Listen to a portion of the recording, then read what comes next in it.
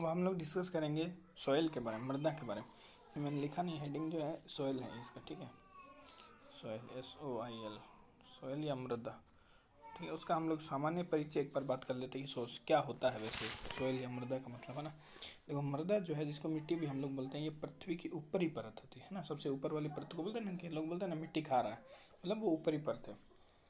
जो पौधों की वृद्धि के लिए क्या होती है, एक प्राकृतिक स्रोत के रूप में उसको क्या क्या देती है, पौधों को पोषक तत्व देती है, जल देती है। हालांकि जल देते हैं पर उपयोग करके तो मृदा ही देती है, एवं अन्य खनिज लवण, है ना। पोषक तत्व में अन्य खनिज लवण, वही बात हो गया, पोषक तत्व एवं अन्य खनिज लवण और जल, ठीक है, ये प्रदान करती है, उसको भी मृदा बोलते हैं।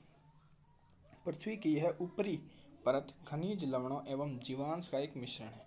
मतलब इसमें मिनरल्स तो है ही, साथ साथ में इसमें जीवों का अंश है, जैसे कि बैक्टीरिया होना, है ना। बैक्टीरिया, कुछ कुछ बैक्टीरिया भी होते हैं, वो जरूरी होता है, जो लाखों वर्षों से निर्मित हुई है। ध्यान रखना, है ना, ये लाखों वर्षों के दौरान निर्मित होती है। ऐसा नहीं है कि भाई 1-2 वर्ष में या 4 वर्ष में बन जाती है। मृदा को बनने के लिए लाखों वर्षों का अंतराल लगता है, समय लगता है, ठीक है। ठीक, अब आगे चलते हैं। सामान्य मिट्टी की कई परतें, सामान्य मिट्टी की कई परतें होती है, ठीक है। जिसमें सबसे ऊपरी परत जो होती है में छोटे मिट्टी के कण होते हैं।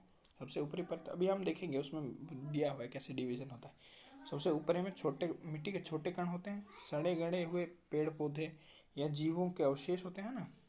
भाई कोई जानवर मर गया, कोई कीड़ा मर गया, कोई मकोड़ा मर गया, कोई भी हो सकता है ना, कोई छोटा जानवर, कोई भी हो सकता है। तो वो सब अवशेष, पेड़ पौधे भी होते हैं, मिट्टी के कण भी होते हैं, है ना। सिर्फ मिट्टी थोड़ी होती है, जैसे मिट्टी के कण हो गए, कोई पत्ती वहाँ गिर गया तो पत्ती को सड़ा गला के वहाँ हो जाएगा, कोई जानवर वहाँ मर गया तो वो भी उसका भाग हो जाएगा। तो ये परत फसलों की पैदावार के लिए बहुत उपयोग एवं महत्वपूर्ण होती है, ठीक है। क्लियर हो गया। तो बहुत सामान्य सा परिभाषा है इसका।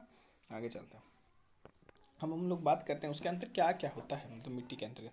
आप ही बताओ क्या होता है। सिंपल सिंपल कोई चीज़, जैसे ह्यूमस, है ना। ह्यूमस होता है, कार्बनिक पदार्थ होता है ना, कार्बनिक यौगिक लोग बोलते हैं, 5 से 10% होते हैं। खनिज मिनरल होते हैं, उसी के लिए हम लोग NPK नॉर्मली यूज करते हैं ना, NPK। तो ये क्या मिनरल्स हैं, जो और भी होते हैं, Zn, है ना, कॉपर, ये सब भी होते हैं। तो जो ज़्यादा ज़रूरी होता है, मैक्रो और माइक्रो दोनों जो मिनरल्स होते हैं वहाँ पे। फिर मृदा जल, ओबियसली 25% ये होता है। मृदा में वायु का जरूरत पड़ता है, तो 25% ये भी होता है। मृदा जीव जैसे बैक्टीरिया, और मृदा अभिक्रिया, ठीक है। ये सब चीज़ मिल के ही क्या है, मृदा का निर्माण करते हैं। तो क्या बोलोगे मृदा में क्या क्या चीज़ होता है, तो कोई पूछ लेगा क्या होता है। तो भाई कार्बनिक यौगिक होते हैं, कार्बनिक यौगिक होते हैं, जल होता है ना, वाटर होता है, प्लस बैक्टीरिया होता है, बैक्टीरिया बोल सकते हो, प्लस एयर होता है, ये सब है। फिर देखो दूसरी परत जो होती है ना, इसमें जो होते हैं उसमें महीन कण जैसे चिकनी मिट्टी की होती है। इसके नीचे विखंडित चट्टानें और मिट्टी का मिश्रण होता है। इसके नीचे अविखंडित सख्त चट्टानें, यह कुछ सेंटीमीटर से लेकर कुछ मीटर तक हो सकती है। मतलब ये बोले कि दूसरी परत जो होती है महीन कणों से होती है। चिकनी मिट्टी भी हो सकती है, चिकनी मिट्टी जैसे कि उसने बताया, जिसके नीचे क्या विखंडित चट्टानें, विखंडित भी हो सकती है और अविखंडित भी हो सकती है, ठीक है। विखंडित चट्टानें और मिट्टी का मिश्रण होता है, और इसके नीचे अविखंडित चट्टानें होती हैं, जो कुछ सेंटीमीटर से लेकर मीटर तक हो सकती है। इसमें कुछ मतलब ये नहीं, यही है बताइए कि सिंपल है कि बीच मिट्टी है, ऊपर नीचे अविखंडित चट्टानें होगी, विखंडित चट्टानें होंगी, फिर उसके नीचे अविखंडित चट्टानें होगी, है ना, इस तरह से।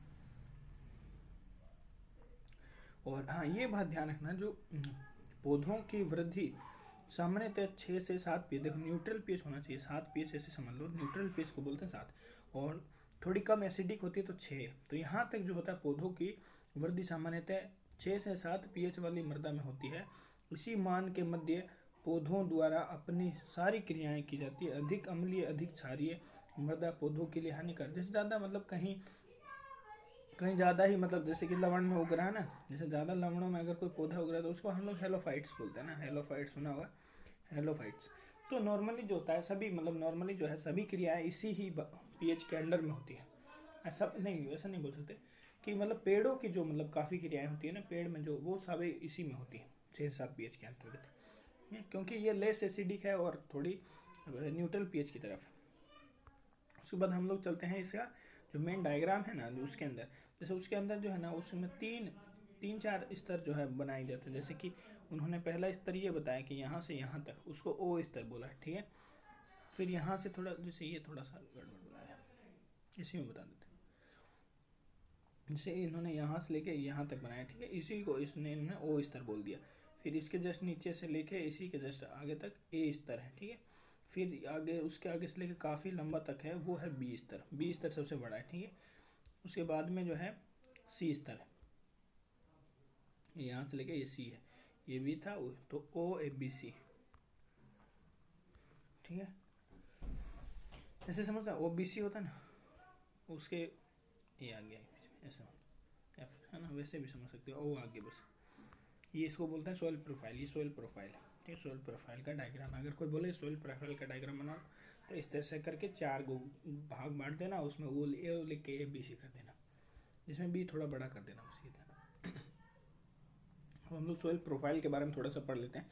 देखो, मृदा परिच्छेदिका कई संस्तरों यानी सोइल होरिजोन से मिलकर बनी होती है, ठीक है। इसमें स्तर ए दिया हुआ है, स्तर ए, ठीक है। जमीनी स्तर पर ह्यूमस जैविक सामग्री की प्रचुरता होती है इसमें, ठीक है। इसमें सिंपल बात है भाई, ऊपर रहेगा तो जो मिट्टी सड़ गल जाती है ना, जैसे में मिट्टी, पेड़ पौधा, कोई जीव, ये सब सड़ गल जाता है, तो उसी से ह्यूमस का निर्माण होता है, और इसी को बोलते हैं जैविक सामग्री, और है ना, यही जैविक सामग्री मतलब ये सबकी प्रचुरता इसी में मिलती है।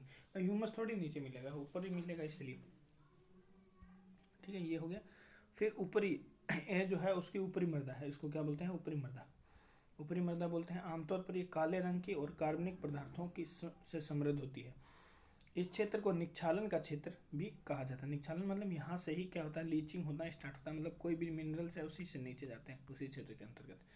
खनिज पदार्थ तथा जैविक पदार्थों के साथ साथ मिलते हैं। खनिज पदार्थ और जैविक पदार्थ साथ साथ मिलते हैं इसमें, मतलब इसमें जैविक पदार्थ इसमें भी मिलेंगे, क्योंकि हो सकता है थोड़ा बहुत, मान लो कि कोई नया परत बनता है, तो उससे पहले भी तो कोई परत था, तो वहाँ पे जैविक पदार्थ थे, और फिर ऊपर नया परत आएगा, तो इसलिए ओ के जस्ट नीचे भी तुमको जैविक पदार्थ मिलेगा, ठीक है। पौधों की अधिकांश जड़ें इसी में पाई जाती है, ये बात ध्यान रखना है, अधिकांश जड़ें, ठीक है। अब आगे चलते हैं बी स्तर की तरफ, ठीक है। बी में बताया कि भूमि के नीचे की मृदा है, ये चिकनी मृदा और गाद मृदा यहाँ पे होती है, ठीक है। चिकनी मृदा पहले बोलते हैं ना, जैसे मिट्टी के जस्ट नीचे उसने बोला था ना, चिकनी मिट्टी पाई जाती है, तो भाई भूमि के नीचे होती है। इस स्तर को जल का संचयन क्षेत्र भी कहते हैं।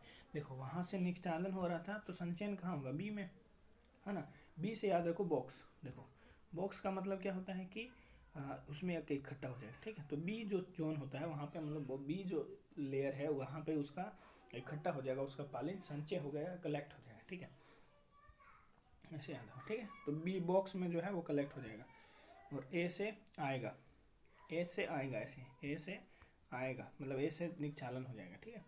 और साथ ही यह संस्तर अपनी ऊपरी स्तर के सभी निक्षालित खनिज संग्रहित कर लेता है, बता दिया, निक्षालित जो है इसी में संग्रहित, इस बॉक्स में इकट्ठे हो जाएंगे, ठीक है। ये स्तर घुलनशील खनिजों जैसे कैल्साइट से मिलकर बना होता है। इस प्रकार में लोहा, एल्यूमिनियम और जैविक मिश्रण संग्रहित होते हैं, बता दिए, लोहा, एल्यूमिनियम ये सब पाए जाएंगे, और जैविक मिश्रण संग्रहित होते हैं। अब सी स्तर जो लास्ट स्तर है, इसमें जाते हैं हम लोग, ठीक। ये ऋतु क्षरित खराब चट्टानें होती है, ये ऋतु क्षरित खराब चट्टानें होती हैं। ये चट्टान मृदा परिच्छेदिका के जस्ट नीचे स्थित होती है, ठीक है।